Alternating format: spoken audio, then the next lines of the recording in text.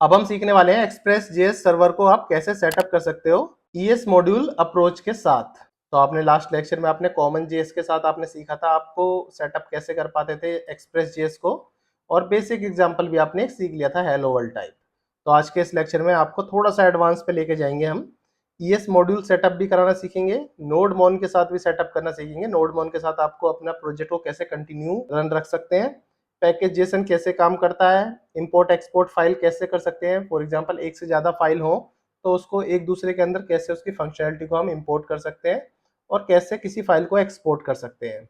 और राउट्स को भी थोड़ा अंडरस्टैंडिंग करेंगे थोड़ा एडवांस लेवल पे। तो इस लेक्चर में हम एक बेसिक प्रोजेक्ट सेटअप करेंगे, वो भी थोड़ा सा एडवांस वे में, जिससे आप मॉड्यूलर अप्रोच अच्छी तरह से समझ पाएंगे। तो जैसे कि मैंने आपको बताया था, मैं अपना सारा कोड आपको गिटहब पे प्रोवाइड करा दूंगा। तो मैंने लास्ट लेक्चर का कोड गिटहब पे अपना पुश कर दिया है, यहाँ जाके आप देख सकते हो। ये जो आपको यूआरएल है मैं आपको डिस्क्रिप्शन में प्रोवाइड करा दूंगा। जैसे कि मैंने आपको बताया था सारा कोड आपको गिटहब पे मिलेगा। तो वो किस किस तरीके से मिलेगा आपके मन में डाउट हो रहा होगा। डेली आप कोड लिखोगे तो कैसे कैसे आप आपको फाइल दोगे। तो देखो एक कोड तो मैंने आपको डाल दिया मेन ब्रांच पे, जो भी हमारी मेन ब्रांच है उसमें आपको कोड मिल जाएगा। अब बात करें डे टू का, तो डे टू का कोड आप जैसे इस मेन ब्रांच को ओपन करोगे ना, जैसे यहाँ मेन है तो यहाँ day two day three day four इस तरीके से सारी ब्रांचेस मिलेंगी। जैसे आप ब्रांचेस स्विच करोगे तो उसी दिन के हिसाब का आपको कोड मिल जाएगा। मैंने ऑलरेडी डे टू वाली ब्रांच पे मूव हो चुका हूँ, आप यहाँ पे देख पाओगे नीचे। मैं डे टू ब्रांच पे मैंने अपना कोड को चेकआउट कर लिया है। अब मैं डे टू ब्रांच वाला कोड अपना जब पुश करूंगा तो वो आपको एज ए ड्रॉप डाउन यहाँ पे डे टू नाम से करके मिल जाएगा, डे टू नाम की ब्रांच पे मिल जाएगा। मेन ब्रांच पे तो पहले दिन का कोड है, जो नेक्स्ट कोड है आपको day two day three day four इस तरीके से मिलेंगे। तो चलो स्टार्टिंग से सेटअप करना स्टार्ट करते हैं। तो आपको पहले एक्सप्रेस जेएस की साइट पे जाना है, जो ऑफिशियल साइट है। जैसे आप इस पे जाओगे तो आपको दिख जाएगा npm इंस्टॉल एक्सप्रेस। इस तरीके करके ही आप एक्सप्रेस जेएस को इंस्टॉल कर सकते हो। ठीक है, इंस्टॉल करना बहुत सिंपल था। यहाँ पे लिखना था npm इंस्टॉल एक्सप्रेस, ऐसे आप लिखते तो आपका एक्सप्रेस जेएस इंस्टॉल हो जाता। आप इंस्टॉल कहाँ होता, आप पैकेज जेसन के अंदर जाते तो आपको इधर से डिपेंडेंसी दिख जाती एक्सप्रेस जेएस की। अब आपको किसी को प्रॉब्लम आ रही होगी, ये पैकेज जेसन पैकेज लॉक और नोड मॉड्यूल पहले से क्यों बने हुए हैं, वो मेरा लास्ट लेक्चर जाकर देख सकते हैं। npm init लिखते हैं तो पैकेज जेसन ऑटोमेटिक क्रिएट हो जाता है। अगर कोई डिपेंडेंसी डालते हैं, एक्सप्रेस जेएस डिपेंडेंसी क्रिएट करते हैं, तो पैकेज लॉक फाइल और नोड मॉड्यूल ऑटोमेटिक क्रिएट हो जाता है। ये सब मैंने लास्ट लेक्चर में आपको दिखा भी रखा है। ठीक है, इतना करने के बाद index.js पे लास्ट लेक्चर का कोड है, इसको यहाँ से मैं अभी हटा देता हूँ तो आपको नए तरीके से समझ आएगा किस तरीके से कोड लिखा जाता है। ठीक है, आपने इतना सेटअप कर दिया, छोटा सा बेसिक सेटअप है। अब मैं आपको बताता हूँ, जैसे कि मैंने आपको बताने वाला था कि इसमें मैं ईएस मॉड्यूल अप्रोच यूज करूंगा। तो ईएस मॉड्यूल अप्रोच करने के लिए पैकेज जेसन में जाओ, पहले आप इसमें एक टैब करो मेन के नीचे। तो यहाँ पे आपको लिखना है टाइप, टाइप और इसके बाद लिखना है मॉड्यूल। जैसे आप टाइप मॉड्यूल लिख दोगे पैकेज जेसन में, तो आपका मॉड्यूलर अप्रोच यहाँ से स्टार्ट हो जाएगी। मतलब आपने मॉड्यूल यहाँ से क्या करते हैं सेटअप कर लिया, मॉड्यूलर अप्रोच यहाँ से सेटअप कर ली, इस तरह समझ लो। अब मॉड्यूलर अप्रोच सेटअप कर ली तो आप यहाँ से इस तरह से इंपोर्ट नहीं कर सकते। जैसे कि मैंने आपको सिखाया था लास्ट में, कैसे सिखाया था, कॉन्स्ट एक्सप्रेस, इस तरीके से आप इंपोर्ट नहीं कर सकते। अब जब यहाँ से आपने ये लिख लिया है, क्योंकि अगर ऐसे इंपोर्ट करेंगे तो आपको इश्यू आने वाला है। क्योंकि देखो लिख भी दिया है, file is a common module, it may be converted to ES module. ये आपको बता रहा है कॉमन मॉड्यूल की तरह ना करके आप ईएस मॉड्यूल की तरह काम करो, कॉमन जेएस यूज मत करो। तो ठीक है, अब जैसे आप कॉमन जेएस यूज नहीं कर रहे तो इसका तरीका बदल चुका है। अब आपको कैसे लिखना है, इंपोर्ट एक्सप्रेस फ्रॉम एक्सप्रेस, इस तरीके से आपको इस तरह से इंपोर्ट करनी है। कोई भी थर्ड पार्टी लाइब्रेरी हुई या भी कोई भी डिपेंडेंसी हुई, आप इस तरीके से इंपोर्ट कर सकते हैं। जैसे आप जावास्क्रिप्ट में करते थे, रिएक्ट में करते थे, उसी तरीके से अब यहाँ भी आप कर सकते हो, इंपोर्ट एक्सप्रेस फ्रॉम एक्सप्रेस। यहाँ से आपने इंपोर्ट कर ली और कॉन्स्ट लिखो, कॉन्स्ट ऐप लिख के वो सेम मेथड है जैसे लास्ट में मैंने सिखाया था, सिंपल एक्सप्रेस लिख दिया। और यहाँ से अपना पोर्ट भी डिसाइड कर लिया, किस पोर्ट पे आप अपनी एप्लीकेशन को रन करना चाहते हैं। और इसके बाद सिंपल राउट्स बनाते हैं। पहला होम राउट बनाते हैं, app dot gate. App dot gate से होम राउट के लिए सिंपल जैसे मैंने बताया था आपको, सीधा सीधा बैक स्लैश लिखना है और कॉमा लिखना है। As a call back method के थ्रू, as a call back method पे आपको रिक्वेस्ट रिस्पॉन्स मिलेगी। तो यहाँ पे लिख दो आप रिक्वेस्ट रेस्पॉन्स, रिक्वेस्ट रेस्पॉन्स का यूज़ कर सकते हैं आप। तो उसलिए रिक्वेस्ट डॉट सेंड में आपको हेलो वर्ल्ड मिल जाएगा एक्सप्रेस जेएस। ठीक है, ये तो आपको होम पेज पे मिल जाएगा।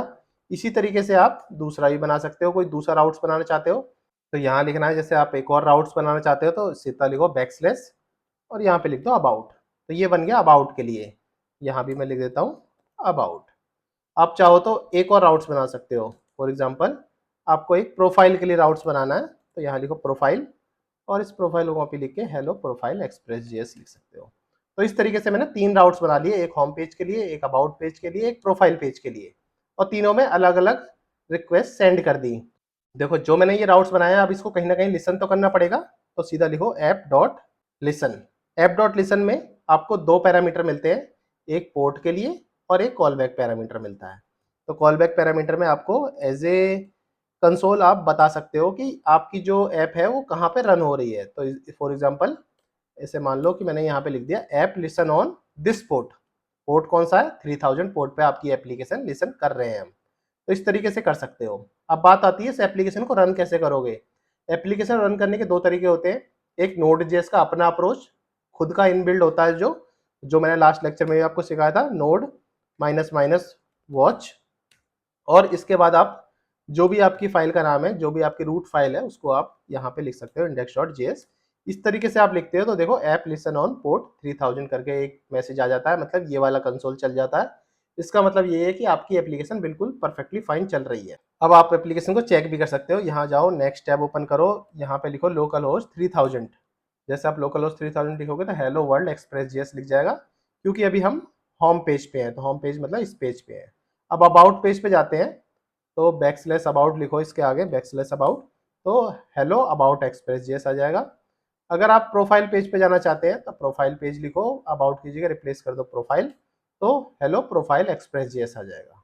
जो भी चीजें हैं इस तरीके से लिख सकते हो। फॉर एग्जाम्पल आप प्रोफाइल पेज को ऐसे ना लिख के H1 में लिखना चाहते हो तो H1 टैग में भी लिख सकते हो, सिंपल ऐसे करो और यहाँ पे ही H1 टैग आपको इस तरीके से मिल जाएगा। बट एक चीज आपको ध्यान रखनी है, जो भी आप H1 टैग लिखो वो विद इन स्ट्रिंग ही लिखना है आपको। तो इस तरीके से स्ट्रिंग में लिखोगे और सेव करोगे तो देखो आपका जो एरर था वो खत्म हो गया और इसने दिखा दिया रिस्टार्टिंग कर दिया आपने index.js को। तो इसके जाके आप रिफ्रेश करो तो देखो ये H1 टाइप में आपको ये दिख जाएगा।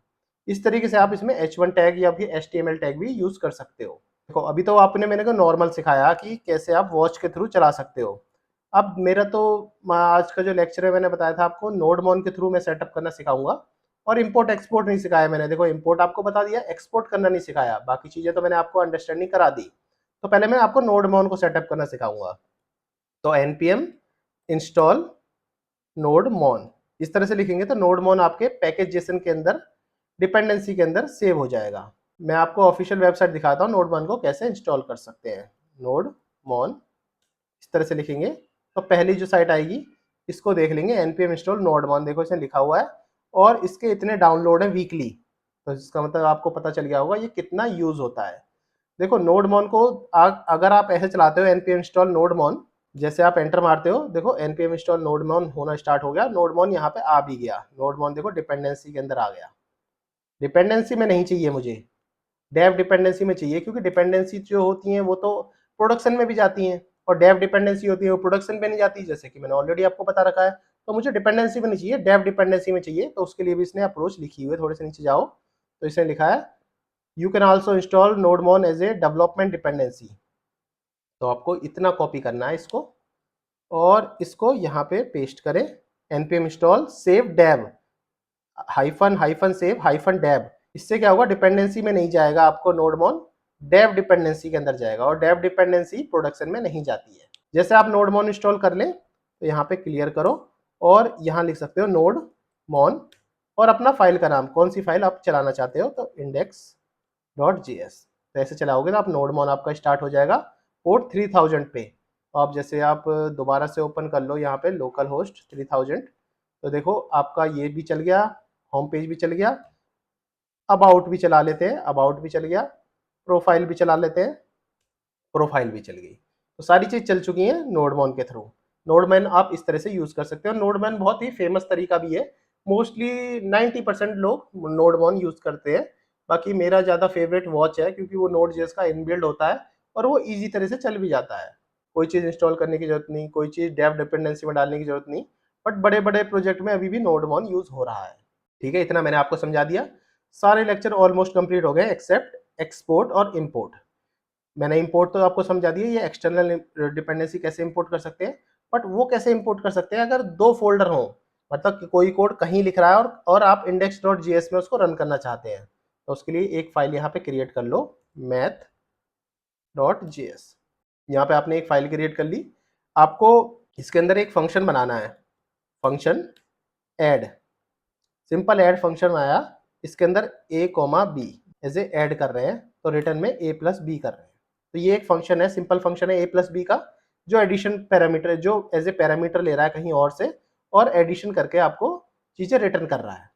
तो इसको आपको यहाँ से एक्सपोर्ट करना है, जब ही index.js में इसको आप इंपोर्ट कर सकते हो। तो एक तरीका तो इसका ये है, एक्सपोर्ट लिख दो, एक्सपोर्ट फंक्शन, बस इतना।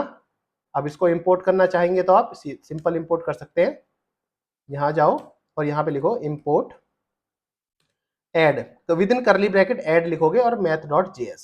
ठीक है, अभी मैं क्या करता हूँ, प्रोफाइल और अबाउट का पेज को यहाँ से कमेंट कर देता हूँ और इसके नीचे आता हूँ यहाँ पे, और यहाँ पे कर देते हैं कंसोल लॉग में ऐड 2+3। ठीक है, अब जैसे आप इसको रन करोगे, इसको रन करा आपने, तो आप कंसोल लॉग में यहाँ पे देख सकते हो ऐड कर दिया, देखो 5 आ गया। और दूसरी चीज, अगर आपके किसी भी फाइल में अगर एक ही फंक्शन है तो आप इस तरह से लिख सकते हो, डिफॉल्ट एक्सपोर्ट डिफॉल्ट फंक्शन। आप इसको क्या है, आप ऐड को करली ब्रैकेट में डालने की जरूरत नहीं पड़ेगी, विदाउट करली ब्रैकेट आपका ऐड एकदम परफेक्टली फाइन चलेगा। जैसे आप इसको रन करोगे और इसको रिफ्रेश करोगे, तो इस तरह से देखोगे आप 5 आपको यहाँ भी दिख जाएगा। जरूरी नहीं ऐड नाम से, यहाँ पे आप XYZ कोई भी नाम रख सकते हैं, जो भी यहाँ आप नाम रखो कंसोल लॉग में, वही नाम यहाँ रख लो। इससे क्या होगा, जैसे आप इसको फिर से रिफ्रेश करोगे तो आपको सेम ही आउटपुट मिलने वाला है। या तो आप इस तरह से करो डिफॉल्ट के मेथड के थ्रू, या फिर आप 1 बाय 1 करो। 1 बाय 1 किस लिए काम आता है, देखो डिफॉल्ट तो अगर सही है, अगर एक फंक्शन है तो डिफॉल्ट ठीक है। अगर फॉर एग्जांपल मल्टीपल फंक्शन है, यहाँ पे ऐड है, सब है, 2 फंक्शन बना दिए, अब दोनों को एक्सपोर्ट करें आपने, तो यहाँ से सिंपल ऐसे लिखना है आपको, विद इन करली ब्रैकेट ऐड सम, सेम नाम होना चाहिए, ऐड सम और ऐड सेम नाम होना चाहिए जो यहाँ भेजे गए हैं, ऐड और सब, जो भी है सब्ट्रैक्शन का मतलब सब। इस तरीके से आप कर सकते हो, और इसी तरीके से कंसोल लॉग में भी यूज करना है आपको, ऐड के लिए ऐसे, सब्ट्रैक्शन के लिए ऐसे। या ओके, सब्ट्रैक्शन मैंने a माइनस बी लिखना था, यहाँ पे a माइनस बी रखना था। अब फिर से रिफ्रेश करो तो यहाँ पे देख पाओगे एडिशन 8 हो गया, सब्ट्रैक्शन 2 हो गया। के साथ मल्टीपल फंक्शंस हो गए, मल्टीपल वेरिएबल्स हो गए, इन सबको इंपोर्ट एक्सपोर्ट कर सकते हो इजी वे में with the help of module approach. तो आई होप आपको अच्छे से समझ आ गया होगा कि एक्सप्रेस जेएस को कैसे आप सेटअप कर सकते हैं ईएस मॉड्यूल अप्रोच के साथ। तो ठीक है, अभी के लिए इतना ही। नेक्स्ट लेक्चर में हम समझेंगे HTML फाइल के साथ आप एक्सप्रेस जेएस को कैसे यूज कर सकते हैं।